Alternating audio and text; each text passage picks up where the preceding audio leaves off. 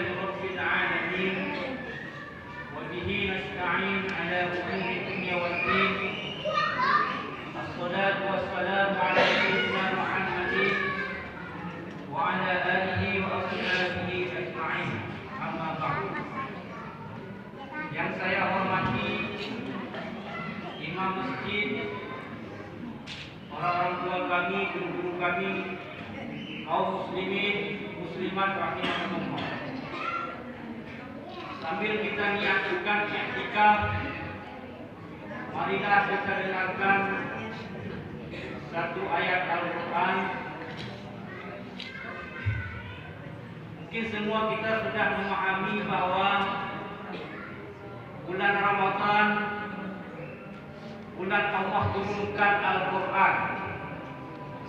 Al-Quran ini menjadi pedoman, pegangan, landasan umat, landasan manusia. Sebagaimana firman Allah dalam Al-Quran dalam surah Al-Baqarah, Bismillahirrahmanirrahim. Syahru Ramadan alladzi unzila fihi al-Qur'an hudan lin-nas wa bayyinatin minal huda wal furqan. Bulan Ramadan, bulan Allah turunkan Al-Quran. Al-Quran ini menjadi pedoman, landasan pegangan bagi umat manusia. Wa bayyinatin minal huda wal furqan, dan menjelaskan petunjuk-petunjuk itu dan membedakan mana yang hak dan mana yang batil. Dalam Al-Quran dijelaskan mana yang benar dan mana yang salah. Jadi seluruhnya sudah dijelaskan di dalam Al-Quran. Kalau kita lihat definisi Al-Quran, yang asal katanya bahasa Arab, qara'a yaqra'u Qur'anan. Jadi Al-Quran itu masdar dari kata qara'a yaqra'u Qur'anan. Qur'anan masdar artinya bacaan. Kalau kita lihat penafsiran yang didefinisikan oleh Profesor Dr. Muris Shihab, ahli tafsir dari negara kita, alumni Al-Azhar, yang pertama sekali mendapat doktor tafsir di Asia Tenggara, Profesor Dr. Muris Shihab. Menurut beliau, Al-Quran ini bacaan sempurna. Kenapa Al-Quran ini dikatakan bacaan sempurna? Tidak ada bacaan semacam Al-Quran yang dibaca oleh ratusan juta umat manusia setiap hari. Apakah ada bacaan seperti itu yang dibaca oleh umat manusia jutaan setiap hari? Tidak ada, melainkan bacaan Al-Quran. Kenapa Al-Quran ini dikatakan bacaan yang sempurna? Tidak ada bacaan semacam Al-Quran di dunia ini yang diatur tata cara membaca. Dalam Al-Quran, mana yang harus dibaca panjang, mana harus dibaca pendek, mana hurufnya tebal bacaan, mana hurufnya tipis. Diatur lagu, tata cara dan etika membaca. Apakah ada kitab lain, bacaan lain di dunia ini yang sedemikian rupa sempurnanya? Tidak ada. Siapapun mengakuinya. Kenapa Al-Quran dikatakan bacaan sempurna? Kalau kita lihat dalam Al-Quran, kosakata dalam Al-Quran memiliki kata 77.439 kata, 323.015 huruf. Banyak sekali. Apakah ada bacaan kitab buku lain dunia ini yang banyak huruf seperti huruf Al-Quran? Tidak ada. Jadi tidak ada tandingannya dunia ini bacaan Al-Quran ini. Kalau kita lihat lebih mendalam lagi, Kata-kata dalam Al-Quran itu seimbang. Contoh, kata al-maut, mati. Lawan katanya al-hayat, hidup. Itu dalam Al-Quran, kata-kata itu seimbang. 145 kata al-hayat dan 145 kata al-maut, seimbang. Coba ibu bapak teliti dalam Al-Quran. Contoh kata lain yang seimbang, akhirat, ad-dunya. Dunia lawannya akhirat. Dalam Al-Quran kata akhirat 115 kata. Begitu juga dengan kata dunia 115 kata, seimbang. Contoh kata lain, syaitan, lawan katanya malaikat. Malaikat dalam Al-Quran 88 kata. Begitu juga syaitan 88 kata. Apakah ini kebetulan? Inilah karena Al-Quran ini bukan buatan Muhammad, bukan buatan manusia. Jadi dari aspek kata saja luar biasa kalau kita mengkajinya. Keseimbangan ini Al-Quran sendiri yang mengatakan, Allah sendiri yang mengatakan dalam Al-Quran. Bismillahirrahmanirrahim. Allahul ladzi anzalal kitab bil haqqi wal mizan. Allah yang telah menurunkan Al-Kitab, yaitu Al-Quran ini, bil haqqi wal mizan, penuh dengan kebenaran dan keseimbangan. Salah satu keseimbangan dari aspek bahasa tadi, aspek kata-kata. Kaum muslimin, jamaah salat Isya dan tarawih rahimakumullah. Adakah bacaan lain sehebat Al-Quran ini? Tidak ada.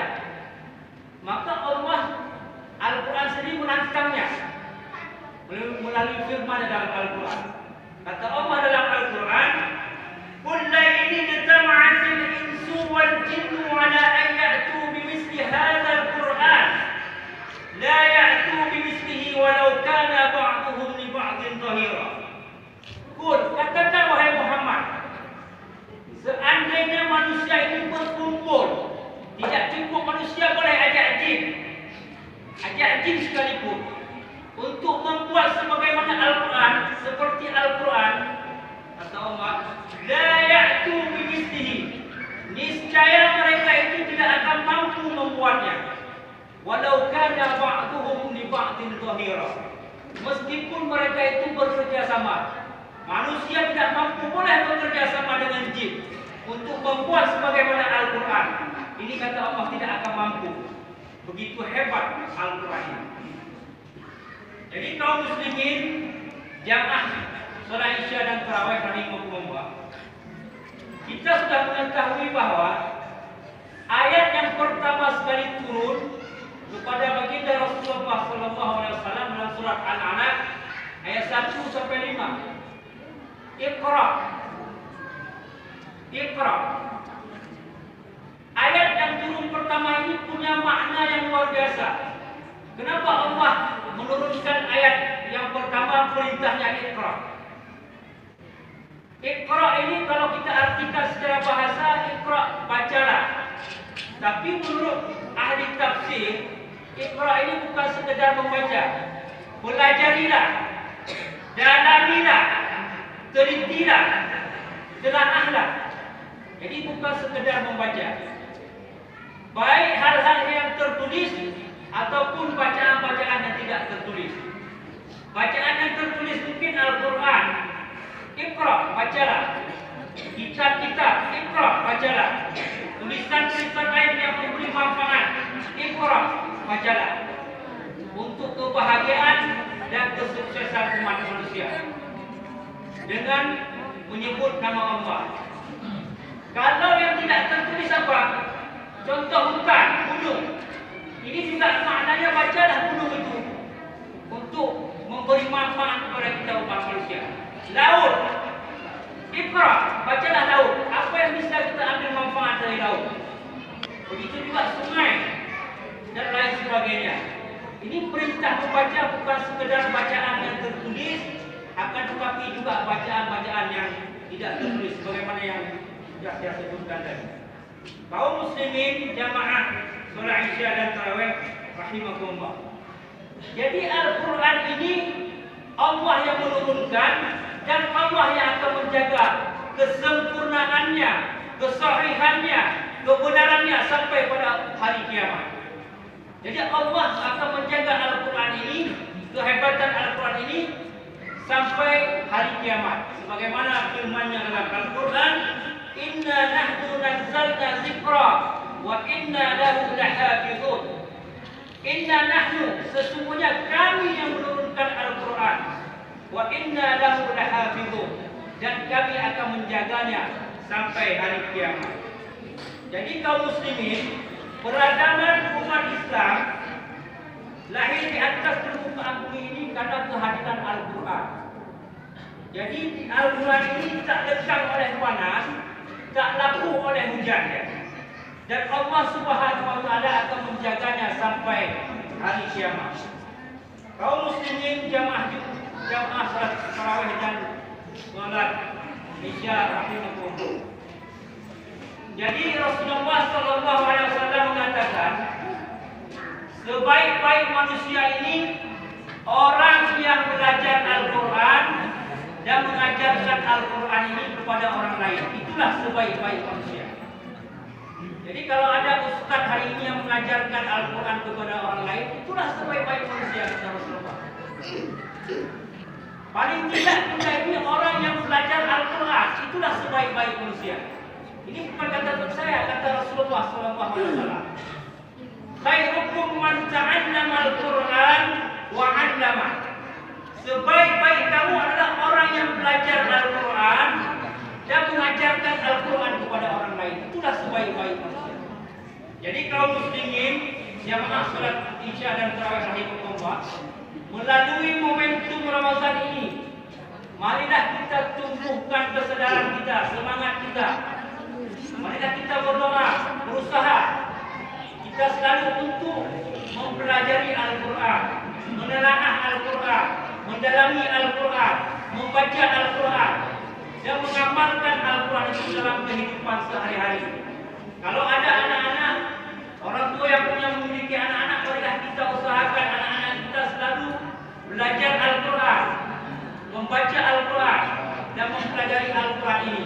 Mudah-mudahan anak-anak kita ini menjadi generasi-generasi Qurani. Amin, amin ya rabbal alamin. Mungkin inilah yang dapat saya sampaikan pada kesempatan yang singkat ini. Mohon maaf atas segala kegelisahan dan kekurangan. Terima kasih atas segala perhatian.